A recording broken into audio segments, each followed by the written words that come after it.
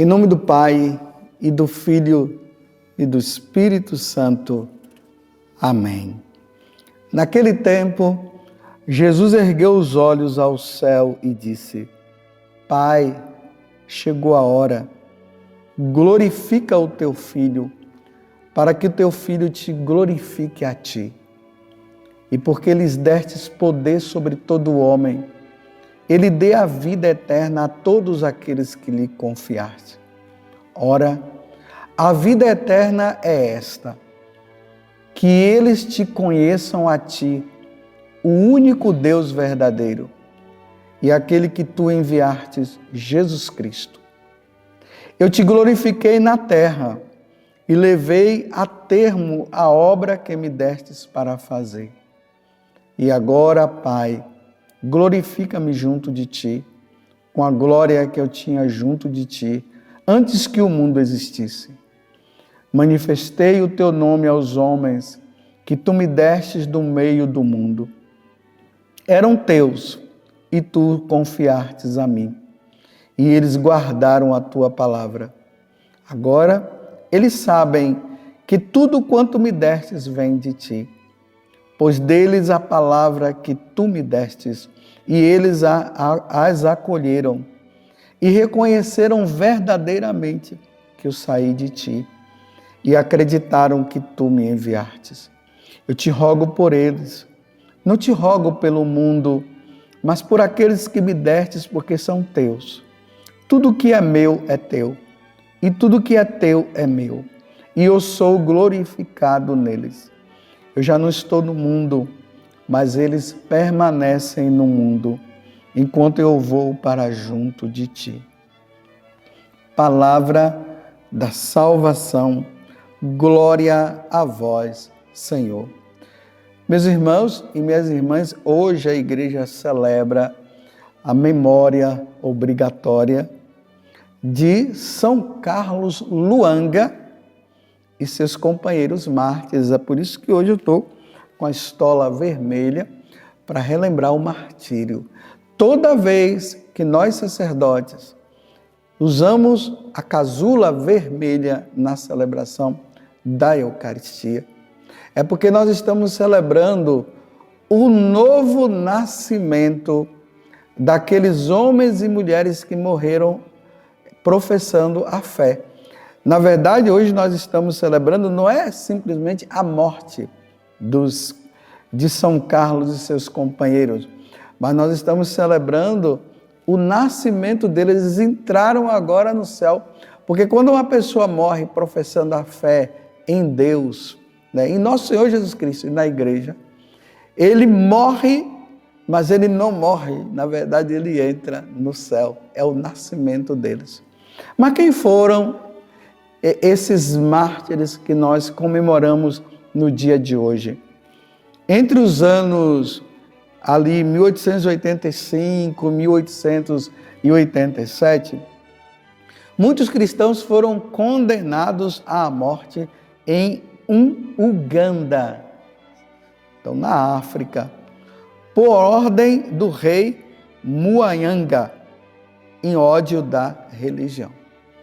Quando São Carlos começou a pregar o evangelho lá, os cristãos estavam se convertendo e tudo mais, esse homem, esse rei Mwanga, ele viu que as pessoas estavam aderindo ao cristianismo, então ele começou a ter um ódio, porque ele estava perdendo os seus súditos.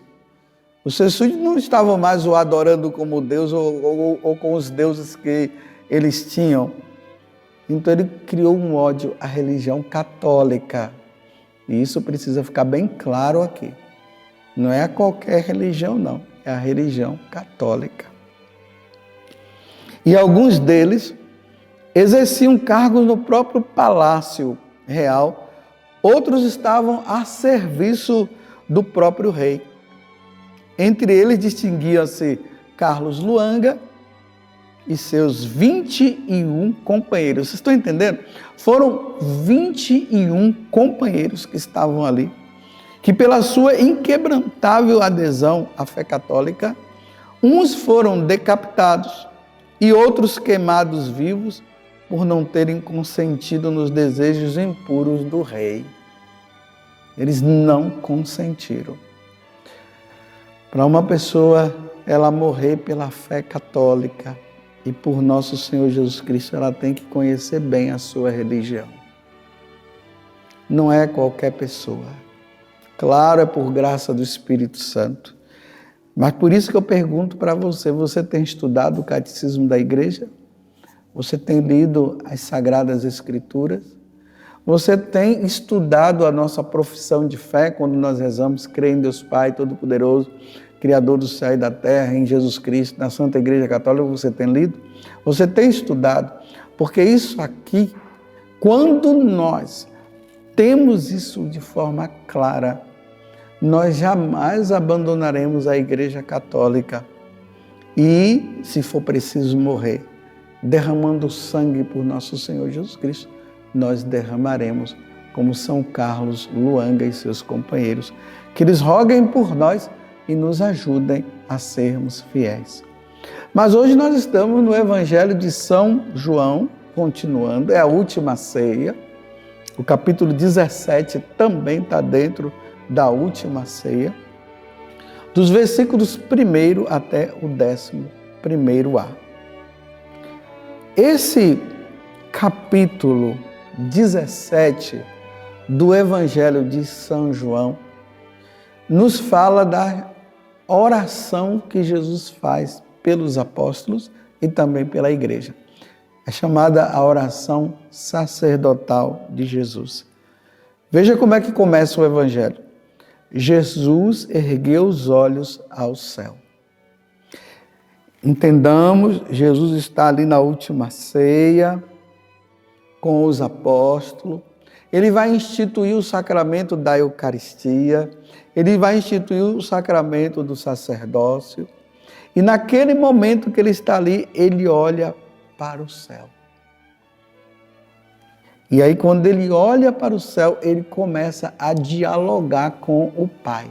Ele já não está ali conversando com os apóstolos, ele está olhando para o Pai e aí ele começa a oração. Pai, chegou a hora. Chegou a hora, então glorifica o teu Filho, para que teu Filho te glorifique a ti. Chegada a hora de quê? Está chegando a hora dele morrer. Está chegando a hora. Chegando a hora do beijo de Judas, da traição de Judas. Está chegando a hora dele ser levado ao tribunal. Está chegando a hora dele ser crucificado. Está chegando a hora. E aí ele diz, glorifica o teu Filho, para que teu Filho te glorifique. Às vezes a gente fala de glorificar a Deus, aí nós falamos assim, né? Eu te glorifico, Senhor, eu te glorifico porque Tu és Deus, porque Tu és... Não, a glorificação de Jesus ao Pai é a morte, é a sua morte. Ele glorifica o Pai, ele dá glória ao Pai. Na hora que ele se entrega, na hora que ele deita naquela cruz, é ali que o Pai é glorificado. E o Pai é glorificado quando ele diz, Pai, em tuas mãos eu entrego o meu espírito. E ele morre e se entrega e dá a vida por todos nós, é ali. É por isso que ele está dizendo, glorifica, Pai. Me glorifique para que o teu Filho te glorifique, porque é chegada a hora. E aí nessa oração, ao mesmo tempo que Jesus, ele olha para o Pai e ele fala da glorificação dele, ele começa a rezar também pelos apóstolos. Se existe um momento assim claro nos evangelhos, que nós vemos que Jesus, ele reza pelos apóstolos, é nessa oração sacerdotal de Jesus, que é o capítulo 17 do Evangelho de São João. Hoje estou lendo uma parte, a igreja nos dá uma parte, amanhã nós veremos a segunda parte. Agora veja o que é que ele reza na oração. Porque lhes destes poder sobre todo homem, e ele dê a vida eterna a todos aqueles que lhes confiastes. primeira coisa que Jesus está pedindo para nós é a vida eterna. Ele não quer que ninguém se perca. No capítulo 6 do Evangelho de São João, Jesus vai dizer que ele veio para fazer a vontade do Pai, porque a vontade do Pai é que nenhum daqueles que ele crê se perca. Deus não quer que eu se perca. Deus não quer que você se perca. Deus não quer que nós nos percamos. O se perder aqui é se condenar. Então ele pede ao Pai: Pai, dê a vida eterna. Eu manifestei o teu nome aos homens, que tu me destes no meio do mundo.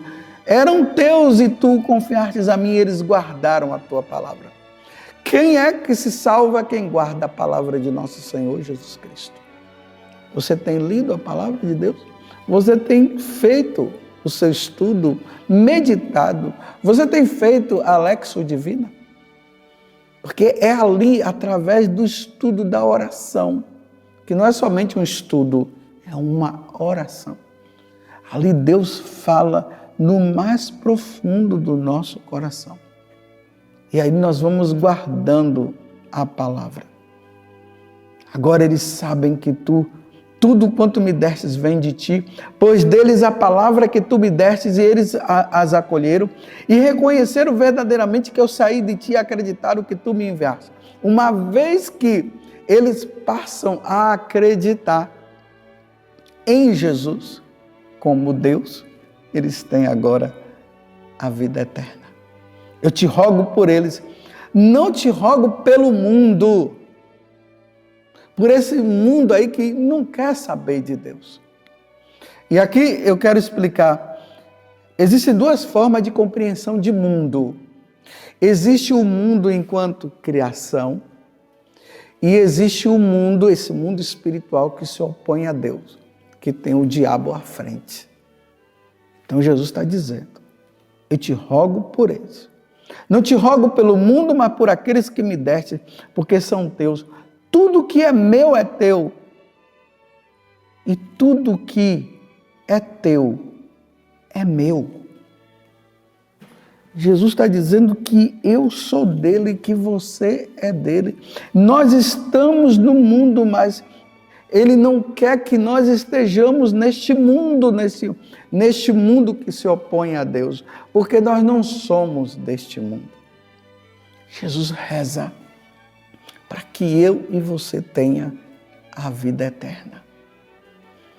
Meus irmãos, lá no passado, naquela quinta-feira santa, Jesus rezou por você. O pecado que veio por meio de Adão e Eva nos expulsou do paraíso. Lá no capítulo 3 do livro do Gênesis fala justamente isso, que nós fomos expulsos, os nossos pais foram expulsos do paraíso terrestre. Lá eles estavam naquele paraíso e eles iam ter vida eterna, eles não iriam morrer. Mas infelizmente acabaram comendo do fruto do conhecimento do bem e do mal. Aí a morte entrou no mundo. E agora, com essa morte, com a entrada da morte, eles são expulsos do paraíso. Jesus, ele vem do céu para agora nos devolver não mais para o paraíso terrestre, mas para o paraíso celeste, lá onde Deus habita. Então, nessa despedida, Jesus está pedindo ao Pai que nós, depois de termos ouvido a palavra dele, nós não nos percamos, nós nos salvemos. Quer dizer, meus irmãos, a oração de Jesus, ela é eficaz. E essa oração, ela resulta na sua morte. Então, quando Jesus morre, ele nos dá a vida eterna. Mas para eu e você irmos para a vida eterna e estarmos com ele lá, nós precisamos crer nele. Por isso que Jesus está pedindo aqui, para que eles creiam. Creiam que tu me enviaste. E é no momento em que eles passam a crer, é que eles ganham a vida eterna. Jesus reza pelos apóstolos, ele reza por mim e reza também por você. O que você tem feito da sua vida? Eu acabei de dizer que a oração de Jesus é eficaz. Mas ela só vai se tornar, e ela vai ser eficaz completamente, dentro de uma liberdade, dentro do livre arbítrio. Nós teremos que dar uma resposta. Jesus nos deu a vida eterna, ele deu sim. Nós ganhamos a vida eterna por meio da encarnação, paixão e morte e ressurreição de nosso Senhor Jesus Cristo. Mas não é assim, agora eu sou de Jesus, ele me deu a vida eterna e eu vou levando a minha vida de qualquer jeito. E eu vou ter a vida eterna assim mesmo. Eu fiquei muito triste um dia, quando eu vi um vídeo, e é verdade porque está no vídeo.